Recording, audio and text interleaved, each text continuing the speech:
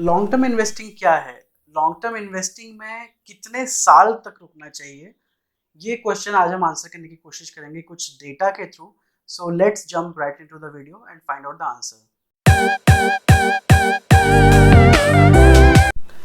हमारे एक पिछले वीडियो में हमने मेंशन किया था कि मोतीलाल ओसवाल की एक लर्निंग वेबसाइट है जहां पर हमें डेटा मिलता है जिससे हम सीख सकते हैं मार्केट के बारे में, और एनालिसिस काफ़ी अच्छी होती है। तो आई रिकमेंड अगेन कि आप वो पढ़ सकते हैं। वैसे ही एक मैगजीन वो पब्लिश करते हैं हर महीने जिसका नाम है अल्फा स्ट्रेटेजिस्ट। इसमें एक डेटा रिसेंटली पब्लिश हुआ जो मई और जून में कैरी फॉरवर्ड हो रहा है। वो मैं आपको यहाँ पर शो करता हूँ पिक्चर के थ्रू। स्क्रीन पर जो आप देख रहे हैं ये एक कॉम्प्लिकेटेड सा चार्ट लग सकता है, मैं सिंप्लीफाई करने की कोशिश करूंगा। यहाँ पर लेफ्ट साइड में आपको दिख रहे हैं ईयर्स, मतलब 1995 में कोई अगर इन्वेस्टमेंट शुरू करता है तो first year beginning of the calendar year मतलब जनवरी 1995 में ये रिटर्न रहेगा। मैं आपको ये सिंप्लीफाई करने की कोशिश करूंगा। आप पहले फोकस करिए 1995 पर। किसी ने अगर इन्वेस्टमेंट शुरू किया है 1995 में तो 1996 जब एक साल पूरा होगा, 1996 जनवरी में उसके रिटर्न रहे होंगे -23%। 1997 में -13%। जनवरी की बात हो रही है हर महीने में। ईयर 3 में जनवरी में ऐसे ही -3%। और वही रिटर्न ये 27 सालों के दिखाए गए हैं यहाँ पर। 1995 से लेकर हर साल के रिटर्न्स यहाँ पर मेंशन्ड हैं। सेम 1996 से है, सेम हर साल का है। अब आप पहले तो इस पिक्चर को होल देखिए। आपको कितने लाल दिख रहे हैं, कितने पीले दिख रहे हैं, कितने हरे दिख रहे हैं? Yellow and green positive returns हैं। उसके बाद हम नंबर्स में जाएंगे। यहाँ से डेटा तो बहुत कॉम्प्लिकेटेड हो गया, बट इससे समझ में क्या आया हमें, तो लर्निंग के लिए थोड़ा सा और सिंक इन करते हैं इस डेटा में। सो ज़्यादातर ईयर्स में जब आप एंट्री लेते हो तो चांसेस हाई होते हैं कि रिटर्न्स माइनस जाएगा। एग्जाम्पल लेते हैं 2008 का, बहुत बड़ा क्राइसिस आया, -52% का रिटर्न रहा पहले साल, मतलब 2009 जनवरी तक। अगर आपने एंट्री 2008 जनवरी में ली है, 2009 जनवरी में 52% का नेगेटिव रिटर्न था। फिर ये -8 रहा, फिर ये रिकवर हुआ थर्ड ईयर जाके, फिर 2 साल माइनस रहा, देन ये धीरे धीरे रिकवरी करना शुरू कर चुका है। अगर आपने उस टाइम एंट्री ली होगी तो स्टिल ये एफडी से बेहतर है, बट ये स्टैंडर्ड हम यहाँ नहीं मान सकते बिकॉज 2008 एक एक्सेप्शनल सिचुएशन थी। उस कारण से रिटर्न्स को बहुत भारी चोट लगी। बाकी ईयर्स की स्टडी करें, अगर 2000 जनवरी में किसी ने इन्वेस्ट करना शुरू किया होता, 2001 जनवरी तक उसके 15% होते, 2002 जनवरी तक 15% होते अगेन।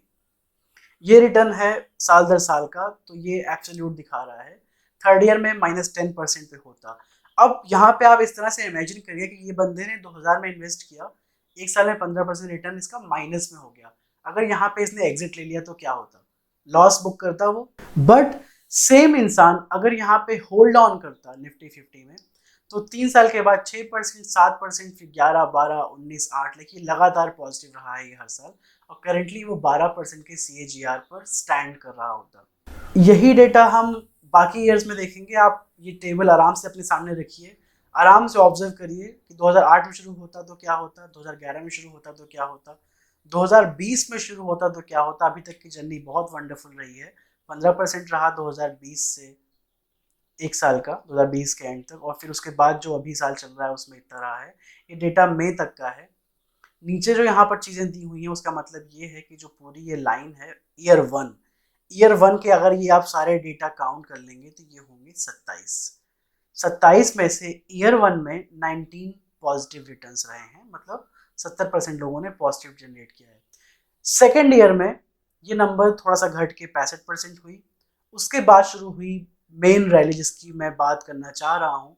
25 ऑब्जर्वेशन में से 21 पॉजिटिव रहे, 84%, और ये परसेंटेज फिर बढ़ती जा रही है। इससे लर्निंग क्या मिलती है कि long term investing is the key to wealth creation, जिसके बारे में मैं हमेशा बात करता हूँ। इस डेटा के हम आगे जाएंगे, उसके पहले मैं एक डिस्क्लेमर दूंगा कि इसको बिल्कुल भी आप रिकमेंडेशन की तरह से नहीं लेंगे। लर्निंग एज ऑलवेज इस चैनल पे होता है, केवल लर्निंग की कोशिश करेंगे। निफ्टी के चार्ट से पता चला कि अगर आप मार्केट में टिकते हैं, पेशेंस इज द की, जैसे हमने अपनी पिछली वीडियो में भी सेम बात की है। मोतीलाल ओसवाल ने क्या किया कि दो तीन कुछ mutual fund, active mutual funds choose किया। एक्टिव का मतलब है किसी इंडेक्स को ट्रेस नहीं करते ये फंड मैनेजर खुद से चूज करता है स्टॉक्स कैटेगरी के हिसाब से कि कहाँ इन्वेस्ट करना है। यहाँ पर काफी इंटरेस्टिंग डेटा आता है। यहाँ पर आप देखोगे सेम अगर हम सन 2000 की बात करें 50% माइनस यहाँ पर भी हुआ, बट समहाउ वो 2% पॉजिटिव चले आए जो निफ्टी में नहीं था। एक्टिव फंड है ये। देन ये 10 पे आया, देन ये -1 गया, निफ्टी भी -1 था if you remember the previous image.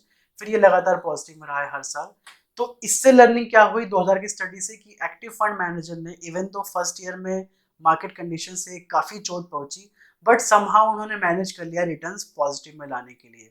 वही चीज़ अगर आप 95 का देखोगे, 96 का देखोगे, या जो भी ईयर आपको मैच करना है, आप पिछले वाले से वो ईयर लो, इस वाले से वो ईयर लो और फिर मैच करो रिटर्न्स। अब यहाँ पर लॉन्ग टर्म की बात अगर हम करेंगे, टेक्निकली लॉन्ग टर्म इन्वेस्टिंग में होता है 1 साल से ज़्यादा होल्ड करना, बट अगर आप एक्चुअल वाले लॉन्ग टर्म इन्वेस्टर हो तो 1 साल बहुत छोटा टाइम होता है। हमेशा 5 साल या उससे ज़्यादा का टाइम फ्रेम रखना चाहिए इक्विटी में एंटर करने के पहले। यहाँ पर आप देखोगे कि जब जब एक्टिव फंड्स में चोट पहुंची है शुरुआत के ईयर्स में, तो बाद में रिटर्न्स भी उस तरीके से आए हैं।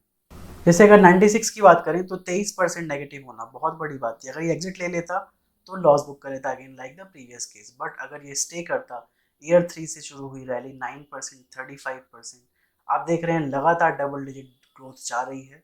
और 26th year that means this year तक 21% का रिटर्न होता अगर आपने एंट्री उस टाइम पर ली होती तो।